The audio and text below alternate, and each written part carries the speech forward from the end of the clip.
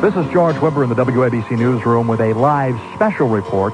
There has been either an explosion or some kind of accident at the South Tower of the World Trade Center in downtown Manhattan. Thick black smoke is billowing from the building, and there is a gaping hole at about the 100th floor. Firefighters are on the scene. There have been some eyewitness reports that they heard the sound of a plane, and apparently a plane could have crashed into the side of the building. Now, from what it looks like from a distance, it does appear as if something blew out a massive hole on the side of the building. That was WABC right here the morning of George Weber, and that was no accident, as we come to find. Not long after the first plane hit, once the second plane hit, we knew we were under attack here in the United States. And, of course, the man that ran the police department here in New York City, the commissioner that was so involved that day and remains involved ever since, Bernard Kerik, is live in studio right now with me and Bernard. And I guess both of us want to say, first of all, on this day, especially Sunday, September 11th, but sorry for all the losses you went through that day. Thank you. Absolutely sorry, and thank you for what you did that day and then subsequent days. Right. You know what, guys? A lot of people will often come to me and say, thanks, thanks for your leadership, thanks for what you did. The real thanks goes to the men and women in the New York City Police Department, the Fire Department, the Port Authority Police, the EMS workers, the real first responders that were there that day. They understood the perils inherent with what they were doing. You had to know the dangers that you were, placed in, but they didn't give a damn. They went into those buildings. They did what they had to do, and in essence, they effected the most substantial and greatest rescue mission and evacuation in U.S., probably world history. When you think of the people they got out of the buildings, and the people that they got out of Manhattan, hundreds of thousands of people were massed out of Manhattan, either over the Brooklyn Bridge, over the boats into New Jersey, Staten Island, Queens, up into the Bronx. All of Manhattan, in lower Manhattan, was moved out very quickly, professionally. They did a tremendous job. Well, you're being very humble. You, of course, were a leader in that effort, no doubt on that day. But let's start from the beginning. Where were you when the planes first hit the building? When the first plane hit Tower 1, I was actually in my office. I just finished working out. I was exercising. I was standing in the bathroom taking a shave, and that was a close.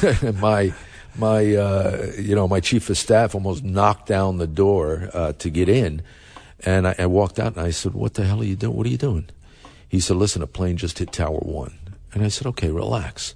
I thought I'd look up on the screen of the TV and see like the tail wing of a Cessna or something sticking out of a window. That's what we all thought. Sure. Because not long before that, the pitcher for the Yankees, Corey Lytle, had crashed his plane into a New York City apartment building. Right. So, that's what I anticipated. When I saw the damage, I realized it was bigger than I anticipated. I spoke to the mayor. I told him I'd meet him at 7 World Trade Center, which was directly across the street from Tower 1.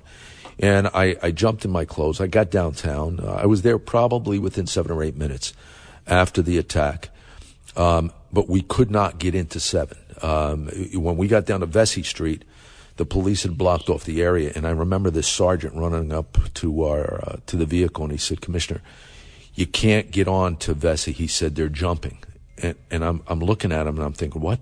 Wow. And I stepped out of the vehicle and watched many people jump or fall to their deaths. And then I was there for 3 or 4 minutes when the second explosion happened, when the second plane blew out the north side of the tower. I was standing in front of Tower 2 on West Street. So West Broadway. When that happened, I mean, there was debris falling down into the streets, and listen, when the second plane hit, I'm looking straight up. I didn't see the plane. The plane came from the southern end of Manhattan. So all I saw, when you see that big orange fireball, right, I was under it with my staff, my bodyguards. I'm looking up, and then it dawns on you after about 4 or 5 seconds, this stuff is coming down. Yeah. Right. People died. People died from the debris that came down. My guys grabbed me and probably gave me the biggest wedgie I ever had, dragging me up the block. We got behind one of the federal buildings there, I think the post office, And we waited for all this stuff to come down, and it was so close that one of the security guys actually got hit in the back of the leg with a piece of shaft from the plane. Wow. So it was pretty close. And then the mayor arrived about 3 or 4 minutes later. I was actually in a restaurant in Brooklyn last week, and the chaplain for the fire department was there having a drink, and he was very good friends with Judge, who was killed. Michael Judge, right. Somebody actually jumped out of the building and landed on Judge, right. And that's how he died. As ironically, as he was giving last rites to someone else. Right. Somebody, a jumper fell on top of him. And that was actually the cover of the New York Post the next day, September 12th. They actually had pictures of people jumping out of the buildings because they deemed that a better death. What you saw, what a lot of the media saw, we saw 1, 2 people jumping. When I first got down there were many. Really? A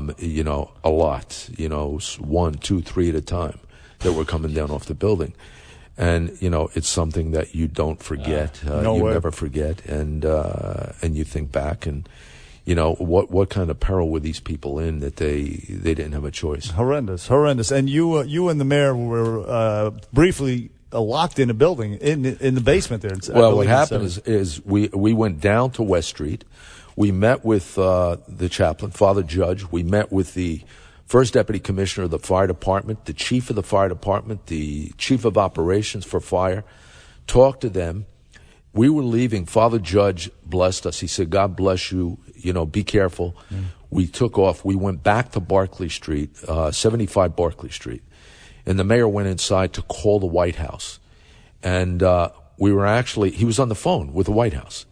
And they said, the vice president's coming to the phone, stand by. The president's not in the building.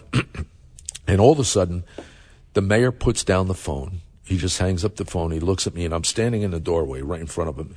And he said, that's not good. He said, I think they just said that they're evacuating the White House, and they think that the Pentagon got hit. And before I had time to wrap my mind around what he just said, the building we were in actually started shaking like a freight train was coming through it. And Chief Esposito, my chief from the police department, burst through the door and he says, get down, the building's coming down. And I didn't know our building, what building? Tower 2 had collapsed. Good Lord. On top of us. That was the freight train you heard. Yeah, and we were basically stuck in there for about 25 minutes. You're in this position where you can't breathe. There's all this fume and gas and dust and all this stuff. And I can remember thinking, all the stuff I've been through in my, gun battles and all the craziness I've had in my life, and I'm going to wind up suffocating in this thing. We can't get out of it. Can't get out of it. And all of a sudden we heard this door open, and these 2 little Spanish maintenance guys walked through the door, and we're looking at them. They're looking at, here's the mayor, the police commissioner, all of us. We're in one room. And I said, listen, you have keys to get through these doors going toward Church Street? He said, yes. I said, start opening these doors. And we went out and got on the Church Street. Bernard Kerik, the commissioner, New York City police commissioner during the 9/11. So when the first tower goes down, now you've got your guys. The amazing thing was they were going up the stairs when these buildings were coming down. After the first building went down, did it occur to you that maybe we shouldn't send more guys up because the same fate may happen to the second building? Or what were you thinking after the first building went down? Especially after we met with the command guys from the fire department, and you had the chief of department from the fire department, chief of operations. These are some of the most, all those guys died. Every one that we met with, they all passed away. Wow. Every senior guy in the fire department, with the exception of the commissioner who was up by us. When we met with them, they told us, look, we're not worried about the buildings coming down. We are going to lose everything north or above the impact zone. Every person, everything above, we're probably going to lose that. We were ready for that. We understood it, as unfortunate as it was. But when the first building came down, Tower 2 came down, there were evacuation orders to, get out of the buildings. But I'm going to tell you, I know guys that were down there. Joe Vigiano was a New York City police detective. I knew him personally. I had promoted him. Here's a guy that was involved in 2 different gun battles over a 5-year period, shot 5 times, but volunteered to go to emergency service, one of the most dangerous jobs in the PD. He died on that morning. And, I know the guys that were with him, and they basically said, look, they weren't leaving until everybody was out. In the fire department, God bless the men and women that were in the fire department. These men, these guys went up there and they knew what was going on. Many of them heard the evacuation orders. Wow. There are guys that left, came out and said, I was with so-and-so when we got the order to leave. They wouldn't leave. You got to wonder. They're Ted Cruz. They're your New York values right there. Forget Ted Cruz. Right, he ain't got a clue. Your heroes right here, New York values. Just incredible. Listen, Bernie Kerik, former police commissioner on the day of 9/11, actually, you and the mayor instilled a sense of calm. And at the time, we didn't know what was going to happen next. You didn't know if there was going to be more attacks. But still, so people were panicking. But you and the mayor held some press conferences and sort of reassured people. And for that, we thank you. But, you still, in your mind, you must have been worried and nervous yourself. Well, listen, one, we didn't know how many more planes there were. If there were any more, how many were there? Did they plan things in the ground? Myself and Joe Dunn, the first deputy commissioner, called for the evacuation of all the major buildings in New York, including City Hall, including the New York City Police Department headquarters. We wanted those areas evacuated just in case there were more planes. We didn't know what was happening. When we heard the Pentagon got hit, then it was even more dangerous because we didn't know if they had ground attacks. Were they doing something in the mass transit system? So all this stuff is going through our mind. But I gotta give Giuliani, the mayor, an enormous amount of credit because when he thought enough to get a pool radio, right? It was one of these reporters running down the street, get somebody that can get me to the public, right? And I remember thinking, what is he thinking? What's he doing? It was a brilliant move because what he did was he immediately took control to instill a sense of calm. Don't panic. Don't get chaotic. Don't get crazy. Stay in your homes. Right. Don't do nothing crazy. We're going to evacuate Manhattan. We're going to get through this. And that's what people needed to hear at the time. It was an ingenious move. It worked. And it really created an environment where today, 15 years later, people will come up to me or come up to the mayor and say, you guys made us feel safe. Yeah. We felt good that we were going to be okay. We were going to get through this. There seems to be this feeling, though, from both parties, Republicans and Democrats, Bernard, that inevitably there'll be another one of these. I'm not talking about Omar Mateen walking into a nightclub and killing 50 people, which was horrendous, but another one on this scale in the United States, maybe even New York again. What do you think? You know what's it? There doesn't have to be another 9/11. You don't need planes flying into buildings to create what Osama bin Laden would call a catastrophic event, right? Or a spectacular event. If we had 5 of these mass shootings in grammar schools on the same day, at the same time, I promise you, the mental devastation it will cause this country, the economic devastation, would be equal, if not worse, than 9/11. Right. So that's what we have to deal with in the future.